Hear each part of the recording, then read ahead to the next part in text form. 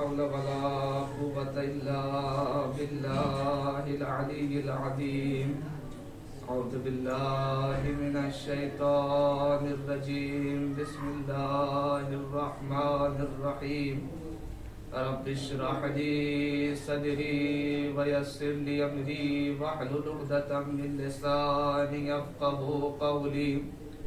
الحمد لله الذي علا بحوله ودنا بطوله. مانع كل غنيمة وفضل كاشف كل عزيمة وأزل.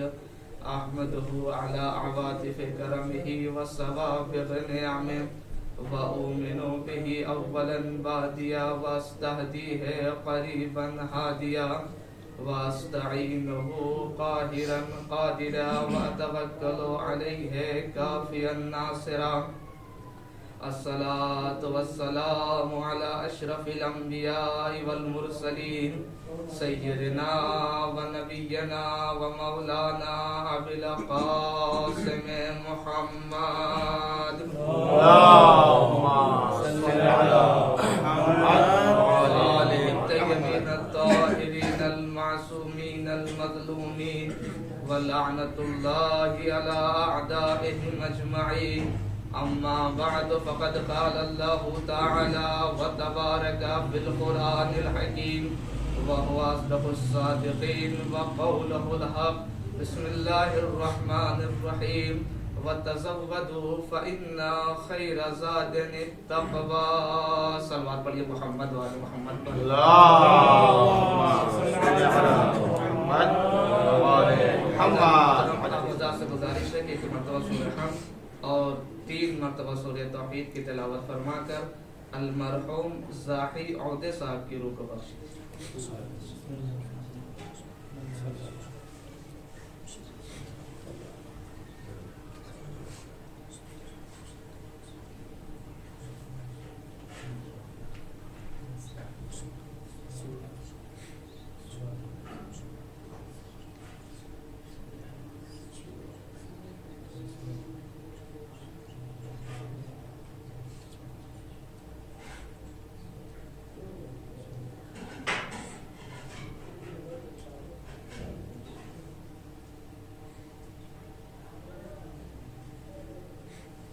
ایک صلوات پڑھیے محمد وعلی محمد پر. اللهم صل على محمد وعلى محمد. عزیزان محترم، اس سال ثواب کی مجلس ہے، لہٰذا میں نے سوچا کہ اپنی اس مختصر سی گفتگو کے بارے میں ذات راہ کے، ذات آخرت، ذات راہ کے بارے میں کچھ بیان کروں، تھوڑی سی گفتگو کروں. میں نے جس آیت کریمہ کا تلاوت کرنے کا شرف حاصل کیا ہے سورہ بقرہ کی آیت نمبر 197 ہے، جس میں ارشاد ہو رہا ہے وَتَزَوَّدُوا فَإِنَّ خَيْرَ زَادِ التَّقْوَىٰ. زاد راہ، زاد سفر اختیار کرو اور بہترین زاد راہ تقوی الہی ہے. ظاہر سی بات ہے کہ ہر آدمی کو اس دنیا میں نہیں رہنا ہے، سب کو جانا ہے، اور جو چیز سب سے زیادہ ملموس اور محسوس کی جا سکتی ہے وہ موت ہے، اور جس چیز سے انسان سب سے زیادہ غافل ہوتا ہے وہ بھی موت ہے. سب سے زیادہ جو چیز ملموس اور محسوس کی جا سکتی ہے وہ موت ہے، اور سب سے زیادہ انسان جس چیز سے غافل ہوتا ہے وہ موت ہے. کوئی بھی یہاں پہ جتنے بھی لوگ بیٹھے ہیں یا سن رہے ہیں، کوئی بھی ایسا نہیں ہے کہ جس کے گھر میں کوئی موت نہ ہوئی ہو. ہر آدمی کے ہاں موت ہوئی ہے، ہر آدمی قبرستان جاتا ہے. ہم گھر سے باہر نکلتے ہیں تو 2-4 جنازے ہمیں دکھ جاتے ہیں. لہٰذا جانا ہے، سب کو جانا ہے، اور جانے کے لیے زاد راہ اختیار کرنا ہے. زاد راہ قرآن کہتا ہے کہ بہترین زاد راہ تقوی الہی ہے. اللہ سے ڈرو، اللہ کا تقوی اختیار کرو، اللہ کی عبادت کرو. بہترین زاد راہ یہ ہے، اس سے بڑھ کر کے کوئی زاد راہ نہیں ہو سکتی ہے. عزیزان گرامی، ہم اور آپ دیکھتے ہیں ایک مختصر سے سفر پہ جاتے ہیں، چند دن کے لیے جاتے ہیں، ایک مہینے کے لیے جاتے ہیں، چند مہینے کے لیے جاتے ہیں تو زیادہ سفر لے کر کے جاتے ہیں، سامان لے کر کے جاتے ہیں، وسائل لے کر کے جاتے ہیں، کوئی یہ کمی نہ ہو جائے وہ کمی نہ ہو جائے، یعنی بہرحال پوری آمادگی کر کے جاتے ہیں تاکہ کوئی چیز کم نہ ہونے پائے۔ لہذا زیادہ آخرت یعنی جہاں ہمیں ہمیشہ رہنا ہے وہ آخرت ہے، اب وہاں پہ جانا ہے، اس کے لیے سامان لے کر کے جانا ہے، وسائل لے کر کے جانا ہے، تو بہترین سامان بہترین وسائل کیا ہے؟ تقوی الہی ہے۔ اللہ کا تقوی بہترین زاد راہ ہے، بہترین سامان سفر تقوی الہی ہے۔ اور جب ہم قرآن میں دیکھتے ہیں تو متعدد جگہوں پر تقوی کے سلسلے سے ارشاد ہو رہا ہے، کہیں پہ ارشاد ہو رہا ہے وَلِبَاسُ التَّقْوَى ذَلِكَ الْخَيْرُ، اور تقوی کا لباس سب سے بہترین لباس ہے۔ اِنَّا لِلْمُتَّقِينَ مَفَازًا، کامیاب کون لوگ ہیں؟ جو متقین ہیں، جو اللہ سے ڈرتے ہیں، وہ کامیاب لوگ ہیں۔ آگے بڑھ کر کے قرآن نے آواز دیا اِنَّا أَكْرَمَكُمْ عِنْدَ اللَّهِ أَتْقَاكُمْ، تم میں سب سے بہتر کون ہے؟ جو تقوی الہی اختیار کرتا ہے۔ قرآن نے ایک معیار دیا ہے، اچھے ہونے کے لیے، اللہ سے نزدیک ہونے کے لیے ایک معیار ہے، وہ معیار کیا ہے؟ تقوی الہی ہے۔ اسی لیے حدیث نے بڑھ کر کے آواز دیا من اراد ان یکون اعز الناس فلیتق اللہ، اگر کوئی یہ چاہتا ہے کہ لوگوں میں سب سے زیادہ عزیز ہو جائے تو تقوی الہی اختیار کرے۔ ایک صلوات پڑھیے محمد و آل محمد پر۔ اللہم صل علی محمد۔ اور عزیزان گرامی یہ بات بھی یاد رکھنے کی ہے کہ انسان اپنی زندگی میں جس چیز کو سب سے زیادہ پسند کرتا ہے، سب سے زیادہ چاہتا ہے، وہ اس کی عزت ہے۔ عزت سے بڑھ کر کے انسان کوئی چیز پسند نہیں کرتا، کبھی عزت کے لیے اپنی جان بھی دے دیتا ہے، مال بھی قربان کر دیتا ہے، سب کچھ قربان کر دیتا ہے، کس کے لیے؟ عزت کے لیے۔ عزت کے لیے حدیث نے کہا اگر عزت چاہتے ہو تو تقوی الہی اختیار کرو۔ لا عز اعز من التقوی، عزت سے تقوی سے بڑھ کر کے کوئی عزت نہیں ہے۔ لہذا حدیث نے کہا کہ اگر چاہتے ہو لوگوں میں سب سے زیادہ عزیز ہو جاؤ، سب سے زیادہ عزیز ہو جاؤ تو تقوی الہی اختیار کرو، اللہ سے ڈرو، اللہ کی عبادت کرو، تقوی الہی اختیار کرو، سب سے زیادہ عزیز ہو جاؤ گے، عزت دار ہو جاؤ گے۔ دوسری جگہ پہ حدیث نے کہا من اراد ان یکون اکرم الناس فلیتق اللہ، اگر کوئی چاہتا ہے کہ لوگوں میں سب سے زیادہ با کرامت ہو جائے تو تقوی الہی اختیار کرے، تقوی الہی اختیار کرے۔ دوسری جگہ پہ حدیث نے کہا من اراد ان یکون اتقى الناس فلیتق اللہ، اگر کوئی چاہتا ہے کہ سب سے زیادہ با تقوی ہو جائے تو اللہ سے ڈرے۔ تو عزیزان گرامی یہ جو تقوی الہی ہے، اللہ سے ڈرنا، اس کے فضائل اور جو ہے کیا بولتے ہیں، جو میں نے عرض کیا ابھی شروع میں، ایک صلوات پڑھیے محمد و آل محمد پر۔ اللہم صل علی محمد و آل محمد۔ یہ سامان سفر اختیار کرنا ہے، زیادہ راہ اختیار کرنا ہے، کہاں کے لیے؟ کہاں کے لیے؟ آخرت کے لیے۔ آخرت کی تیاری کرنا ہے، آخرت کے لیے زیادہ راہ توشے سفر اختیار کرنا ہے، تو بہترین زیادہ راہ آخرت کے لیے تقوی الہی ہے۔ تقوی الہی، اس سے بڑھ کر کے کوئی چیز نہیں ہے۔ اور عزیزان گرامی میں نے عرض کیا کہ موت سب کو آنا ہے، ایصال ثواب کی مجلس ہے، میں نے ابھی عرض کیا جو چیز سب سے زیادہ ہم محسوس اور ملموس کر سکتے ہیں وہ موت ہے، اور جس چیز سے ہم سب سے زیادہ غافل ہیں وہ بھی موت ہے۔ اسی لیے پیغمبر نے کہا مالی ارا، مجھے کیا ہو گیا، میں دیکھ رہا ہوں قد غلب علیکم حب الدنیا، مجھے کیا ہو گیا، میں دیکھ رہا ہوں کہ تم لوگوں کے اوپر دنیا کی محبت اتنی زیادہ سوار ہو گئی ہے، ایسا لگتا ہے کہ اس دنیا میں موت کسی اور کے لیے ہے، ایسا لگتا ہے کہ اس دنیا میں موت کسی اور کے لیے ہے، اور جو لوگ چلے گئے ہیں تم یہ سمجھ رہے ہو کہ وہ سفر پہ گئے ہیں، وہ بازار میں گئے ہیں، واپس آ جائیں گے، نہیں، واپس آنے والے نہیں ہیں۔ واپس آنے والے نہیں، جو چلے گئے وہ چلے گئے، اور جو لے کر کے گئے بس وہی ہے، اس کے بعد کام آنے والا نہیں ہے۔ قرآن کہتا ہے کہ انسان آواز دے گا رب ارجعونی لعلی اعمل صالحا فیما ترکت، میرے اللہ مجھے دنیا میں پلٹا دے تاکہ میں نے جو نیک عمل چھوڑ دیا ہے اسے دوبارہ بجا لاؤں۔ کلا، یہ نہیں ہو سکتا ہے۔ ساری چیزیں ہو سکتی ہیں لیکن دنیا میں دوبارہ نہیں پلٹائے جاؤ گے، لہذا جو لے کر کے جاؤ گے وہی کام آئے گا۔ میں نے عرض کیا کہ ہم 2-4 دن سفر کے لیے جاتے ہیں تو آمادگی کر کے جاتے ہیں، تیاری کر کے جاتے ہیں، لہٰذا اگر ہمیں آخرت کی تیاری کرنا ہے تو آخرت کی بہترین تیاری کیا ہے؟ تقوی الہی ہے۔ تقوی الہی سے بڑھ کر کے آخرت کی کوئی تیاری نہیں ہے۔ اور عزیزان گرامی، یہ تقوی کا مسئلہ صرف آخرت کے لیے نہیں، دنیا کے لیے بھی ہے۔ اگر کوئی تقوی اختیار کرتا ہے تو دنیا میں بھی اس کے فوائد دکھیں گے، دنیا میں بھی دکھے گا اس کے فوائد، اس کی منفعت دکھے گی۔ آپ سنتے رہتے ہیں سورہ طلاق کی آیت وَمَن يَتَّقِ اللَّهَ يَجْعَل لَّهُ مَخْرَجًا، اور اگر کوئی تقوی الہی اختیار کرتا ہے تو اللہ اس کے لیے راہ نجات پیدا کر دیتا ہے، راہ نجات پیدا کر دیتا ہے۔ یعنی ہم فارسی میں کہتے ہیں کہ کبھی وہ بمبست نہیں ملتا اسے، یعنی ہر جگہ اسے اللہ اس کی مشکل کو آسان کر دیتا ہے۔ وَيَرْزُقُهُ مِنْ حَيْثُ لَا يَحْتَسِبُ، اور اللہ اسے رزق وہاں سے دیتا ہے جہاں سے وہ گمان بھی نہیں کر سکتا ہے۔ وَمَن يَتَوَكَّلْ عَلَى اللَّهِ فَهُوَ حَسْبُهُ، اگر کوئی اللہ پہ توکل کرتا ہے تو اللہ اس کے لیے کافی ہے۔ پیغمبر اکرم نے جناب ابو ذر سے کہا اگر سارے لوگ مل کر کے اس ایک آیت پہ یقین کر لے تو یہی ایک آیت کافی ہے۔ سارے لوگ، یعنی ناس کی لفظ آئیے کہ اگر سارے لوگ اسی آیت پہ یقین کر لے تو یہی آیت کافی ہے۔ تو عزیزان گرامی، اللہ رزق دیتا ہے، رزق کہاں دے گا؟ دنیا میں دے گا، دنیا میں بھی رزق دے گا۔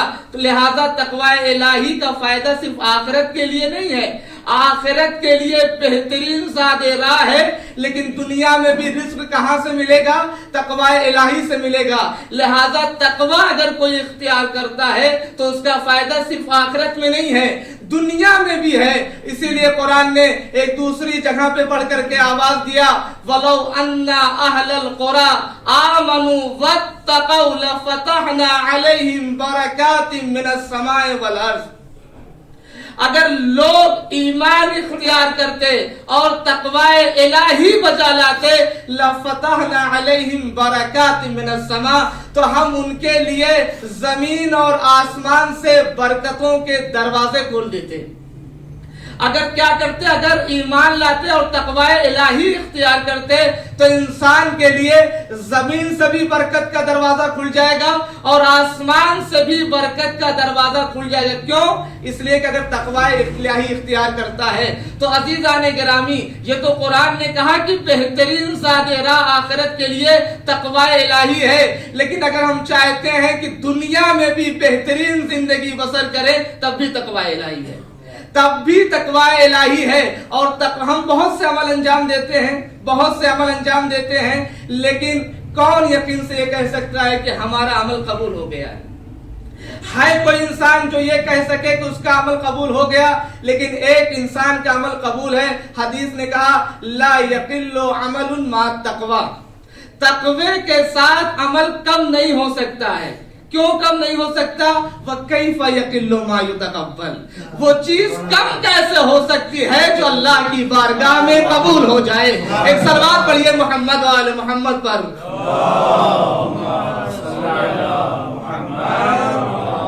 لا يقل عمل مع التقوى وكيف يقل ما يتقبل، تقوی کے ساتھ کوئی بھی عمل کم نہیں ہو سکتا ہے۔ وہ کیسے عمل کم ہو سکتا ہے جو قبول ہو جائے؟ اسی لیے ہم دیکھتے ہیں اہل بیت علیہ السلام کا عمل، مولائے کائنات کا عمل کیوں قبول ہو جا رہا ہے؟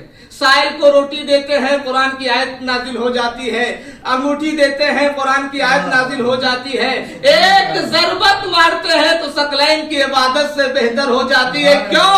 اس لیے کہ تقوی پایا جاتا ہے، اخلاص پایا جاتا ہے، اور ظاہر سی بات ہے امام المتقین کا عمل ہوتا ہے، لہذا وہ قبول ہو جاتا ہے، اور ایک ضربت ثقلین کی عبادت سے بہتر ہو جاتی ہے۔ ایک صلوات پڑھیے محمد و آل محمد پر۔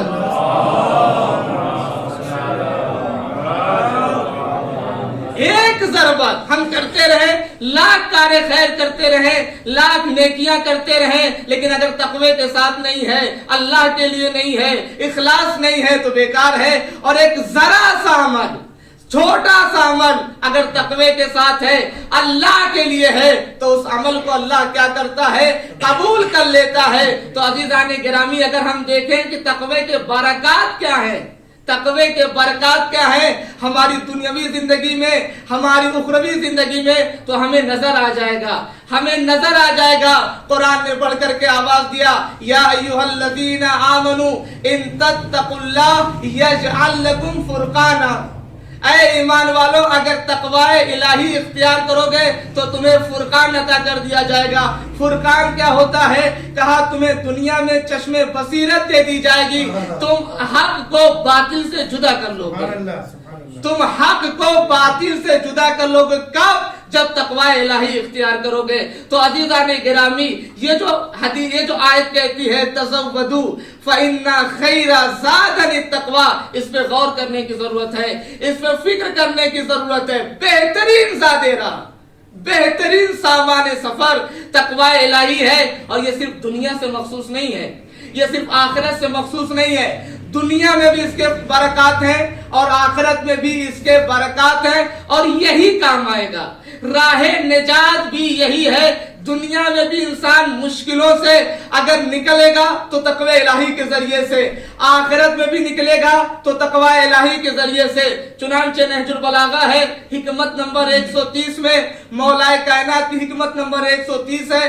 مولا کائنات جنگ صفین سے واپس آ رہے تھے، کوفے کے باہر ایک قبرستان پہ مولا کی نظر پڑ گئی، کوفے کے باہر ایک قبرستان پہ مولا کی نظر پڑ گئی۔ ایک مرتبہ مولا نے اہل قبر کو خطاب کر کے مولا فرماتے ہیں، یا اہل الدیار الموحشہ والمحال المغفرہ والقبور المظلمہ، یا اہل التربہ، یا اہل الغربہ، یا اہل الوحدہ، یا اہل الوحشہ، انتم لنا فرط سابق ونحن لکم تبع لاحق، اما الدور فقد سکنت، اما الازواج فقد نکحت، اما الاموال فقد قسمت، هذا خبر ما عندنا وما خبر ما عندكم، ثم التفت الى اصحاب وقال اما لو اذن لهم بالكلام لاخبروكم ان خير زادني التقوى۔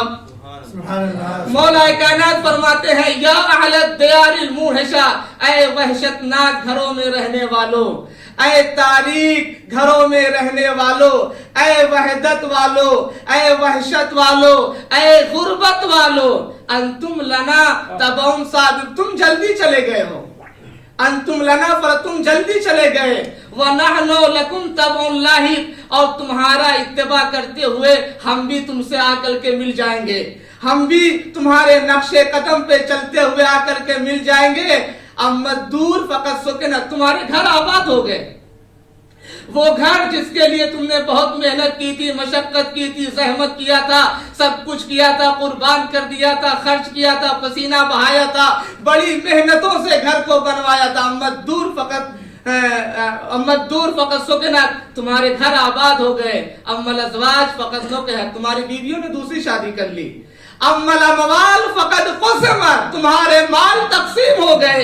عزیزان گرامی، ابھی بہت سے واقعات ایسے ہوتے ہیں کہ دفن سے پہلے ہی ارث کا مسئلہ شروع ہو جاتا ہے، دفن سے پہلے ہی ارث کا مسئلہ شروع ہو جاتا ہے۔ مولا فرماتے ہیں، اما الاموال فقد قسمت، وہ مال جسے تم نے پسینہ بہا کر کے جمع کیا تھا، اکٹھا کیا تھا، بینک بیلنس، ساری چیزیں تقسیم ہو گئی۔ ھذا خبر ما عندنا، یہ ہمارے یہاں کی خبر ہے، تم وہاں چلے گئے تو ہم تمہیں یہاں کی خبر دے رہے ہیں۔ وما خبر ما عندکم، تم بتاؤ وہاں کی خبر کیا ہے۔ اس کے بعد اپنے اصحاب کی طرف متوجہ ہوتے ہیں اور آواز دیتے ہیں، اگر انہیں کلام کی اجازت دے دی جائے، گفتگو کی اجازت دے دی جائے تو یہ یہی کہیں گے، بہترین ذات راہ تقوی الہی ہے۔ ایک صلوات پڑھیے محمد و آل محمد پر۔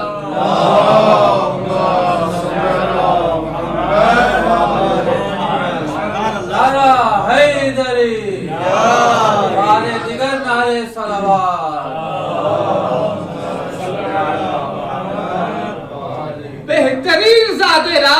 تقوی الہی ہے. اگر ہم چاہتے ہیں وہاں کی آمادگی کریں جہاں ہمیشہ رہنا ہے. ویسے بھی حدیث نے کہا الدنیا دار ممر لا مقر. دنیا ایک گزرگاہ ہے, ایک پل ہے, اس سے گزر کے جانا ہے, یہاں مستقل نہیں رہنا ہے. عزیزان گرامی, چالاک اور ہوشیار کسے کہتے ہیں؟ چالاک اور ہوشیار کسے کہتے ہیں؟ ہمارے یہاں ہم لوگ کسے ہوشیار کہتے ہیں؟ چالاک کہتے ہیں, باہوش کہتے ہیں, مائنڈیڈ جینیس, بڑا اچھا ہے, بڑے اچھے تعلق. کسے کہتے ہیں؟ جس سے بڑے بڑے لوگوں کے تعلقات ہوں, دفتروں وغیرہ میں جو ہے جس کی جو ہے پہچان ہو, بڑے بڑے لوگوں سے ملاقات ہو, اچھے مثلاً جو ہے کیا بولتے ہیں مادی چیزوں میں آگے آگے رہتا ہو, تو ہم یہ کیا کہتے ہیں؟ یہ بہت ہوشیار ہے. لیکن سوال یہ ہے کہ حدیث کسے تیز آدمی کہتی ہے؟ حدیث کسے چالاک اور ہوشیار آدمی کہتی ہے؟ حدیث کسے مائنڈیڈ اور جینیس کہتی ہے؟ پیغمبر اکرم نے فرمایا اکیس الکیسین, اکیس الکیسین من حاسب نفسہ وعمل لما بعد الموت. اکیس کی لفظ آئی ہے, آپ ہم سے بہتر جانتے ہیں, اس میں تفضیل کی لفظ ہے. اکیس سب سے زیادہ ہوشیار, چالاک, مائنڈیڈ, جینیت انسان وہ ہے من حاسب نفسہ, جو اپنے نفس کا محاسبہ کرے, وعمل لما بعد الموت, اور وہ کام انجام دے جو موت کے بعد کام آنے والا ہے. ایک صلوات پڑھیے محمد و آل محمد پر.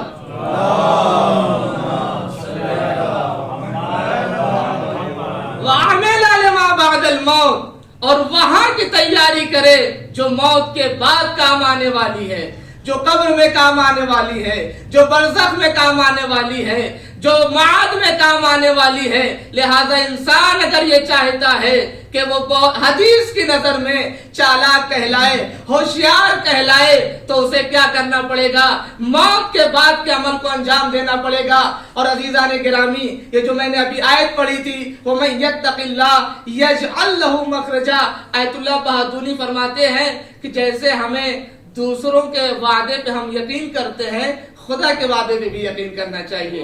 اگر کوئی بڑا بزرگ, کوئی مدیر کہہ دیتا ہے یہ ہو جائے گا, تو ہم مان لیتے ہیں. تم یہ کرنا شروع کر دو, اتنا مل جائے گا, ہم مان لیتے ہیں. یہ وعدہ تو خدا کر رہا ہے, یہ وعدہ تو خدا کر رہا ہے کہ میں ایسی جگہ سے رزق دوں گا جہاں پہ تم گمان نہیں کر سکتے ہو, جہاں پہ تم جو ہے تم خیال بھی نہیں کر سکتے تھے کہ رزق تمہیں وہاں سے ملے گا. عزیزان گرامی, لہذا اللہ کہہ رہا ہے, اللہ کہہ رہا, کیسے کہے گا؟ وَمَن يَتَّقِ اللَّهَ يَجْعَلْ لَهُ مَخْرَجًا وَيَرْزُقْهُ مِنْ حَيْثُ لَا يَحْتَسِبُ. استاد فرزاد اپنی کتاب میں ایک واقعے کو نقل کرتے ہیں, یوں بیان کرتے ہیں کہ ایک لڑکا تھا, اس نے دیکھا کہ جو ہے بہت سی حدیثیں ہیں کہ اگر تقوی الہی اختیار کرو گے تو اللہ تمہیں جو ہے تمہارے مسائل کو آسان کر دے گا, مشکل کو آسان کر دے گا, رزق میں برکت دے گا. اگر تقوی الہی اختیار کرو گے, طالب علم کی جو فضیلتیں ہیں, جو احادیث میں جو فضیلتیں ہیں, یہ ساری چیزیں دیکھا تو وہ طالب علم ہو گیا. طالب علم ہو گیا تو اس کے رشتہ داروں نے دیکھا کہ جب سے یہ طالب علم ہوا ہے اس کے حالات کچھ اچھے ہو گئے ہیں. انہوں نے کہا کہ یہ بتاؤ کہ جو ہے جب سے تم, دیکھیے اپنے یقین کی بات ہے, کون کس یقین سے آ رہا ہے, کس اخلاص سے آ رہا ہے, یہ اپنے یقین کی بات ہے. ایک سلوات پڑھیے, اس سے پہلے میں ایک واقعہ عرض کر دیتا ہوں. ایک سلوات پڑھیے محمد آیت اللہ ہے کاظمی مصطفی, جو جتیا میں بھی درس اخلاق دیتے ہیں, مدرسہ امام میں بھی دیتے ہیں. ایک مرتبہ مدرسہ امام میں آئے درس اخلاق دینے کے لیے, چند مہینے پہلے درس اخلاق میں عرض کرتے ہیں, چونکہ جو ہے کیا بولتے ہیں روز جمعہ بھی ہے تو سن لیجئے, شام جمعہ بھی ہے. آتے ہیں, میں نے کہا کہ اپنے یقین اور اخلاص کی بات ہے کہ کون کس یقین کس نیت سے آتا ہے.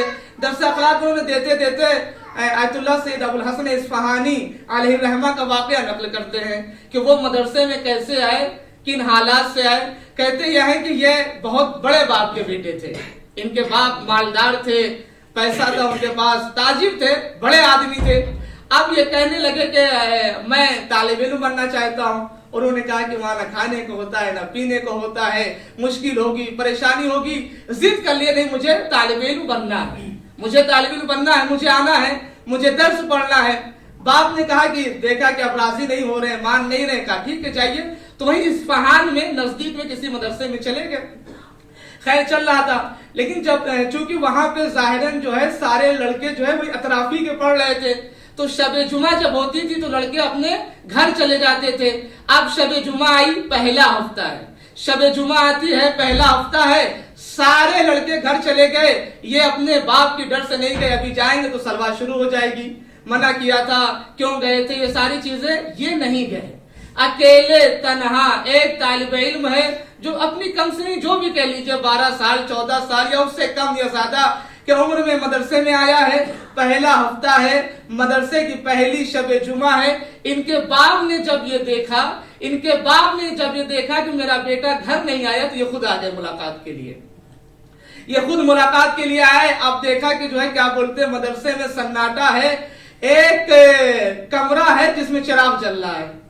ان کے والد آتے ہیں اس کمرے میں، دیکھا یہ سر جھکائے بیٹھے ہیں، سلام کرتے ہیں.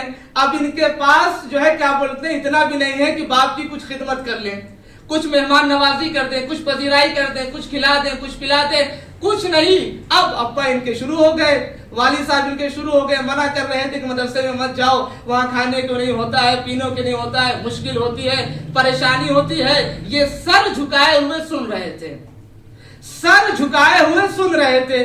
سنتے سنتے کسی نے مین گیٹ کو کھٹکھٹایا، دق الباب کیا، مین گیٹ کو کھٹکھٹایا. آیت اللہ سید ابو الحسن اصفہانی گیٹ پہ آتے ہیں. آنے والے نے ان کو کچھ پیسے دیے اور کہا یہ پیسے لو، بازار سے کوئی چیز خرید کے لے کر کے آؤ، اپنے باپ کو کھلاؤ، باپ کی پذیرائی کرو اور اپنے باپ سے کہہ دینا کہ ہمارا بھی ایک صاحب ہے. آپ نے توجہ نہیں کیا. عزیزان گرامی، مدرسے کا پہلا ہفتہ ہے، پہلی جمعہ شب جمعہ ہے، وقت کا امام آ کر کے کہتا ہے اپنے باپ سے کہہ دینا ہم بے وارث نہیں ہے، ہمارا بھی کوئی صاحب ہے، ہمارا بھی کوئی مالک ہے. ایک صلوات پڑھیے محمد و آل محمد پر. پہلا ہفتہ ہے مدرسے کا اور وقت کا امام آ کر کے کہتا ہے پریشان نہ ہو، اپنے باپ سے جا کر کے، اپنے باپ کی جا کر کے پذیرائی کرو اور اپنے باپ سے کہہ دینا کہ ہمارا بھی کوئی صاحب ہے، ہمارا بھی کوئی مالک ہے. اب بہرحال وہ امام بہتر جانتا ہے، ہماری نیتوں سے بہتر واقف ہے کہ ہم کس لیے آئے ہیں. میں نے عرض کیا کہ وہ طالب علم ہو گیا تو رشتہ داروں نے کہا کہ جو ہے تمہارے حالات کیسے صحیح ہو گئے. اس نے کہا اللہ نے قرآن میں وعدہ کیا ہے اگر کوئی تقوی الہی اختیار کرے گا اللہ اس کی مشکل کو آسان کر دے گا، اسے ایسی جگہ سے رزق دے گا جہاں سے اسے گمان بھی نہیں کر سکتا ہے وہ. بس یہ بات اور ربط مسائل. پھر ایک مدت کے بعد رشتہ دار ذرا سا دوسرے ٹائپ کے لوگ تھے، پھر کہتے ہیں کہ تمہارے وضعیت کیسی، حالات کیسے بہتر ہو گئے، پہلے تو حالات اچھے نہیں تھے. پھر اس نے بتایا کہ اللہ نے وعدہ کیا یہ ساری چیزیں. تیسری مرتبہ پھر ان لوگوں نے پوچھا اور پوچھنے کے بعد کہا کہ کیسے حالات بہتر ہوئے. اس نے کہا کہ اب ایسے کام نہیں چلنے والا ہے، اب کچھ کرنا پڑے گا. اس نے کہا جب میں طالب علم بننے جا رہا تھا، مدرسے میں جا رہا تھا، تو میرا جو پڑوسی یہودی ہے اس نے کہا تم جا کر کے جو ہے درس پڑھو، ہر مہینے میں تم کو 1 ملین پیسہ دوں گا. اس نے کہا ہر مہینے میں 1 ملین پیسہ دوں گا. ان لوگوں نے کہا کہ اب تم نے صحیح بات کہی، پہلے سے اسی بات کو بتانا چاہیے تھا. اس نے عرض کیا تم لوگ کتنے بے معرفت لوگ ہو. 2 سے 3 مرتبہ میں نے کہا کہ اللہ نے وعدہ کیا ہے، اللہ نے وعدہ کیا ہے، اللہ نے وعدہ کیا ہے. تم میری بات کا یقین نہیں کر رہے ہو. میں نے 1 مرتبہ کہا کہ پڑوسی یہودی نے کہا ہے تو تم نے یقین کر لیا. یہ ہے تمہاری معرفت، یہ ہے تمہاری اطاعت، یہ ہے تمہارا اللہ کے اوپر بھروسہ. میں کہتا رہا اللہ نے کہا ہے، تم نے یقین نہیں کیا. میں نے کہا یہودی نے کہا ہے تو تم نے یقین کر لیا. ایک صلوات پڑھیے محمد و آل محمد پر. تو عزیزان گرامی کہا اللہ نے کہا، یہ اللہ کا وعدہ ہے، کسی کا وعدہ نہیں ہے، کسی کا وعدہ نہیں ہے، اللہ کا وعدہ ہے کہ اگر تم تقوی الہی اختیار کرو گے تو ہم تمہیں رزق دیں گے، ایسی جگہ سے دیں گے جہاں تمہیں یقین نہیں ہو سکتا ہے. اور عزیزان گرامی یہ بات میں یہاں پر بیٹھ کر کے دعوے سے کہہ سکتا ہوں، یہ جتنے بھی حضرات یہاں پہ تشریف فرما ہے کوئی نہ کوئی کبھی نہ کبھی ایسی مشکل میں گرفتار ضرور ہوا ہے، مشکل میں گرفتار ہوا. ظاہراً کوئی راستہ نہیں نظر آ رہا تھا، لیکن ایسا مسئلہ حل ہوتا ہے، ایسا کام ہوتا ہے کہ ہم گمان بھی نہیں کر سکتے. کوئی بھی ایسا نہیں ہے یہاں پہ بیٹھا ہوا جو یہ اس بات کا انکار کر سکے کہ میری زندگی میں، میری طلبگی میں، جب سے میں طالب علم ہوا ہوں، یا میری زندگی میں جب سے میں آیا ہوں، کوئی ایک ایسی مشکل تھی ظاہر لگ رہا تھا کہ نہیں حل ہوگی، مسئلہ نہیں حل ہوگا، لیکن ایسا حل ہوا کہ پتہ بھی نہیں چلا. یہ وہی آیت ہے جو کہہ رہی ہے ایسی جگہ سے عطا کریں گے کہ تمہیں گمان بھی نہیں ہوگا. تو عزیزان گرامی بہترین زاد راہ کیا ہے؟ تقوی الہی. اگر ہم چاہتے ہیں کہ زاد راہ اختیار کرے، سامان سفر تیار کرے، تو بہترین زاد راہ تقوی الہی ہے، اللہ کا تقوی ہے، اللہ کی عبادت ہے. ہم اللہ کی عبادت سے اس سے نزدیک ہو سکتے ہیں. اور میں نے کہا، اور یہیں سے ربط مصائب بھی میں لینا چاہتا ہوں کہ اہل بیت کا ہر عمل کیوں قبول ہے؟ کیوں قبول ہے اہل بیت کا ہر عمل؟ کائنات کے امین نے فرمایا وَكَيْفَ يَقِلُّ مَا يُتَقَبَّلُ، وہ چیز کیسے قلیل ہو سکتی ہے؟ مولا نے ایک بار انگوٹھی دیا تھا، آیت آ گئی. لوگوں نے کتنی بار انگوٹھی دیا؟ کچھ نہیں آیا. کیوں نہیں آیا؟ ان کے عمل میں تقوی نہیں تھا، ان کے عمل میں اخلاص نہیں تھا. لہذا اہل بیت کا ہر عمل اس لیے قبول ہے کہ وہ با تقوی تھے، با معرفت تھے، با تقوی تھے، متقین نہیں بلکہ امام المتقین تھے، امیر المتقین تھے. لہذا انہیں ان کا ہر عمل قبول ہوتا ہوا نظر آتا ہے. اور عزیزان گرامی بس آپ کربلا والوں کو بھی عمل دیکھیں، کربلا والوں کا بھی عمل ایسے ہی ہے. ہر آدمی با تقوی ہے، ہر آدمی با معرفت ہے، ہر آدمی اللہ سے نزدیک ہے، ہر آدمی اپنے وقت کے امام کی اطاعت کر رہا ہے. ایسے لوگ تھے جو ایک رات میں پورا قرآن ختم کر دے رہے تھے. جناب حبیب کا آخری وقت تھا، جناب حبیب کا سر امام حسین نے جب اپنے زانوں پہ رکھا، امام نے کہا للہ درک یا حبیب لقد کنت فاضلا وتختم القرآن فی لیلۃ واحدہ. کیا کہنا حبیب، تمہارا کیا کہنا کہ تم کتنے فاضل تھے، تم ایک قرآن ایک رات میں ختم کر لیتے تھے. یہ کون کر سکتا ہے؟ یہ جو بہت زیادہ جس کے اندر تقوی پایا جائے گا، جس کے اندر بہت زیادہ معرفت پائی جائے گی.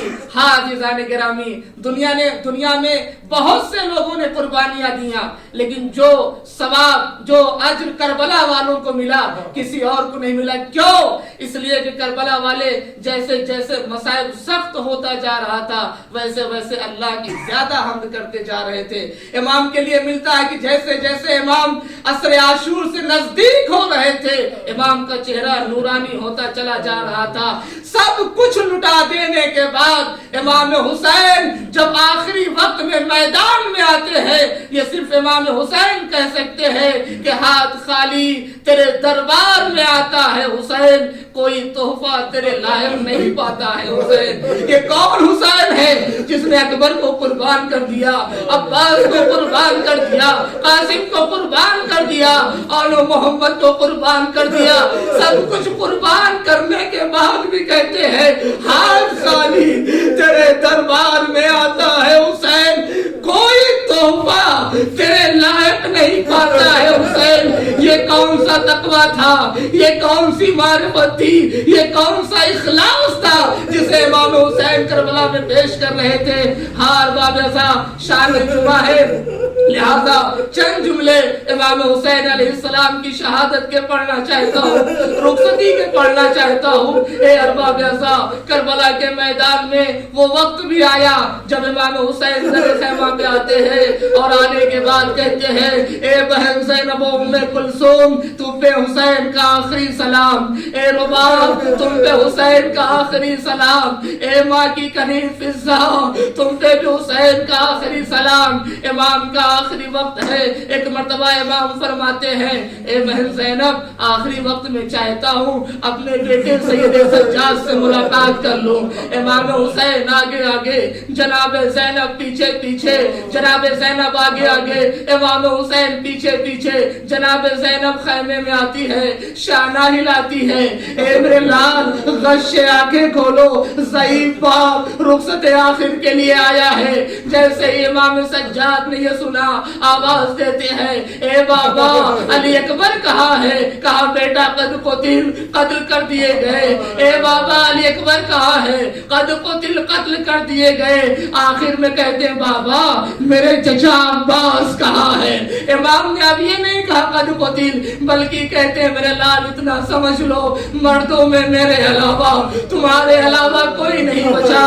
آواز دیتے ہیں اے پھوپھی اماں ذرا میرا عصا اور تلوار لائیے. اے میرے لال عصا اور تلوار لے کے کیا کرو گے؟ اے پھوپھی اماں عصا پہ تکیہ کروں گا, تلوار سے جہاد کروں گا.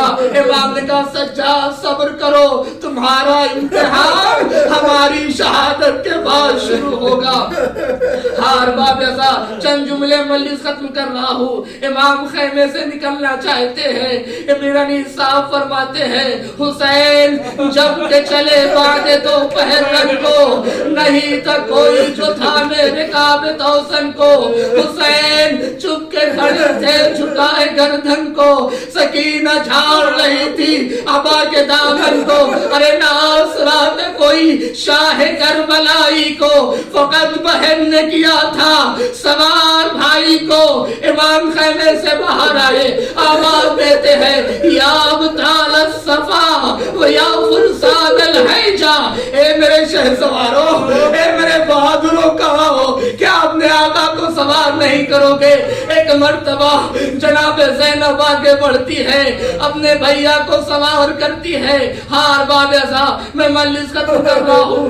امام حسین سوار ہو گئے, میدان میں آتے ہیں, جنگ کرتے جاتے ہیں اور کہتے جاتے ہیں تم نے میرے عباس کو مارا ہے, تم نے میرے علی اکبر کو مارا ہے. ایک مرتبہ جنگ کرتے کرتے جناب علی اکبر کے لاشے کے قریب سے گزرے. اے میرے لال کیا اپنے بوڑھے باپ کی جنگ نہیں دیکھو گے؟ جنگ کرتے کرتے ایک مرتبہ فراوت کی طرف سے گزرے. اے بھیا عباس جنگ کرنے کی بڑی تمنا تھی نا, ارے ذرا اپنے بھائی کی جنگ دیکھو. ہار باب ایسا جنگ کر رہے ہیں کہ ایک مرتبہ آواز آتی ہے یا ایتھا النفس المطمئنہ ارجعی الی ربک راضیۃ مرضیہ فادخلی فی عبادی وادخلی جنتی. ارے لاشوں پہ لاش لا چکے بس اے حسین بس, زخموں پہ زخم آ چکے بس اے حسین بس, تیروں پہ تیر کھا چکے بس اے حسین بس, ہم تم کو آزما چکے بس اے حسین بس, اب سر جھکا دو خنجر بیدار کے لیے, کچھ امتحان چھوڑ دو سجاد کے لیے. ہار باب ایسا امام نے تلوار کو نیام میں رکھا, بھاگی ہوئی فوجیں سمٹی, کوئی تلوار مار رہا ہے, کوئی نیزہ مار رہا ہے. ارے جن کے پاس کچھ نہ تھا وہ جولیوں میں پتھر بھر کے لائے تھے, زہرا کے لال کے اوپر وار کر رہے تھے.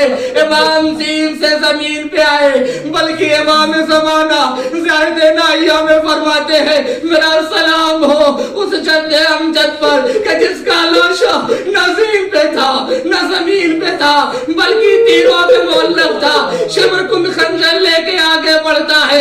ایک مرتبہ پیغمبر اکرم فرماتے ہیں اے علی حسین کی مشکل کو آسان کرو. یا رسول اللہ کیا قاتل کے ہاتھ سے خنجر لے کے بھیجے؟ کہا نہیں, روح حضرت زہرا کو حسین سے جدا کرو. مولا کائنات آگے بڑھے, روح حضرت زہرا کو جدا کیا. شمر کا کند خندر چلا, ایک ماں کی آواز آئی ولدی ولدی قتلوں کا.